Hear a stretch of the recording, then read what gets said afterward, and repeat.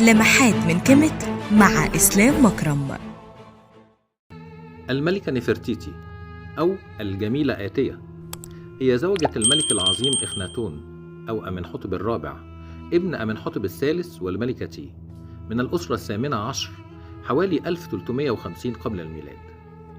هي من الملكات المؤثرات في تاريخ كيميت، فقد شاركت زوجها وأيدته في دعوته إلى عبادة الإله الأوحد آتون أو القوة الكامنة خلف قرص الشمس. وكانت هذه الدعوة بمثابة ثورة دينية فكرية واجتماعية.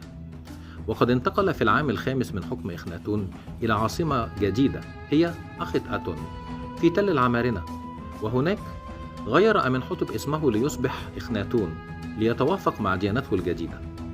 أنجبت له نفرتيتي 6 بنات، تزوجت إحداهن وهي ميريت آتون من الملك سمنخكارع، وتزوجت الأخرى عنخ إس إن آمون من الملك توت عنخ آمون.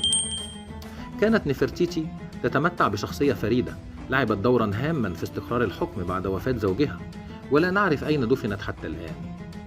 اكتشف أحد علماء الآثار الألمان أتوليه خاص بالنحات الكيميتي تحتمس في تل العمارنة، وبه عدد من التماثيل النصفية للملكة نفرتيتي وبناتها.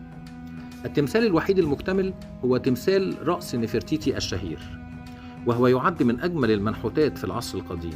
يتميز التمثال بجماله، إتقانه، وروعة ألوانه، إلا أن عين التمثال اليسرى مفقودة ولم يتم العثور عليها حتى الآن.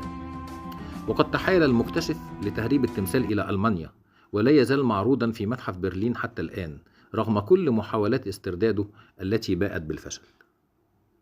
اضغط متابعة للصفحة ولايك وشير. كيميت، أصل كل شيء.